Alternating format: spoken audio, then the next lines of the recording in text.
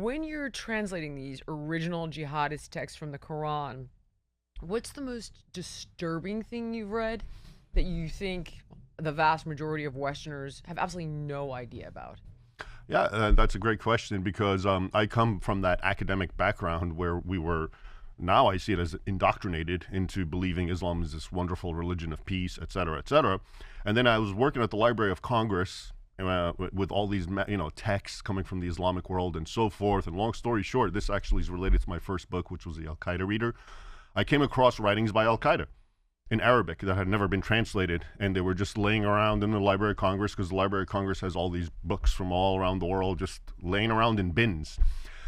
And and I started reading them. I was at Georgetown University, so I was very much involved in that field. Right. And I had believed what everyone was telling us, which is this, what Al-Qaeda had said is we're attacking you because you attacked us. It was a grievance narrative, okay? Of course, everyone saw the freaking Bin Laden letter on TikTok, the great Satan has done this to our people. You haven't, let's not forget. That's the narrative, is the evil imperialist West. And it made sense in the context of what I had been learning in college and in what he was saying and what Western news media was kind of confirming what he was saying. So the shock for me was then to go and read the Arabic texts.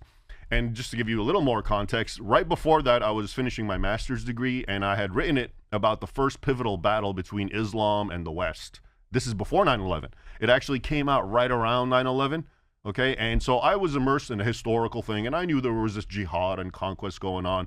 But I, too, had assumed, this is kind of like, this is the modern world. It's not really happening anymore. Forgive me. When you say the first clash between radical Islam and the West, what timeline then are you talking about if it's pre 9/11? Oh, well, hopefully we can get into that, the actual history. So the first major clash, which I wrote about, was my master's thesis with Victor Davis Hanson. I know you had him on. Yeah. So much. So it was with him. This is back in the late 90s. Oh my gosh. Yeah. And I was just making, to be a history major, you want to make uses of languages. And I knew Arabic, and I was studying classical Greek. So I looked at the Byzantine and Islamic nexus in the 7th century. And I started writing about that first major battle, the Battle of Yarmouk, which became my thesis, okay? And that had jihad, okay? And then but now I'm learning about this guy, Bin Laden. He did 9/11, and he's telling us it's because of what you do. And the Western media is supporting him. Okay, so that's the backdrop. Then I get all these Arabic texts written by Ayman Zawahiri, who became actually the leader after bin Laden was killed, and he was the number 2 man at the time, and also by Osama bin Laden. And when I read them, these are now written to Arabs and Muslims in Arabic. Westerners are not supposed to be privy to this. It was. Are you familiar with the ISIS approach, which is, no, we hate you because you're an infidel? Yes, that's not what they said, Al-Qaeda. They said, no, this is a religious thing. Yeah, we're telling them it's about grievances and we're trying to demoralize them and we're trying to make use of the useful idiots amongst them. But no, we hate them on principle. This is what the Quran teaches. We have to do jihad, et cetera, et cetera. So I think that was the first, not so much of it wasn't a shocker because I've always known Islam does teach that. It was a shocker kind of to see how much deception was going on, both by Al-Qaeda and being enabled by the West.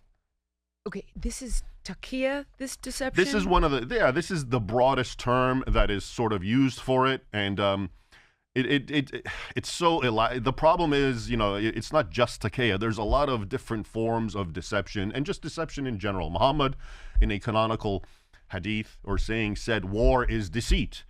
And guess what? The infidel, you're always at war with him one way or the other. So that's almost like a blanket statement that you can always deceive the infidel, okay? And there's so many intricate doctrines that allow deception. One is called tawriyah. And you know what this is? So it's legitimate for a Muslim to do this. Let's say you ask me you want to borrow $20. Okay. And I say, I don't have a dime in my pocket. Now you're going to assume I have no money. But if I have a $20 bill and I don't have a dime in my pocket, I didn't lie to you. And I see this all the time, okay? Where Muslims will speak. It's like a double kind of speak, and you as the non-Muslim who's not familiar with the context will think they're saying something kind of peaceful, but it actually, to Muslims, it's messaging something different. All right, guys, if you like this clip and you want to watch the full episode, click here. And if you want more content like this, you can subscribe to the show by clicking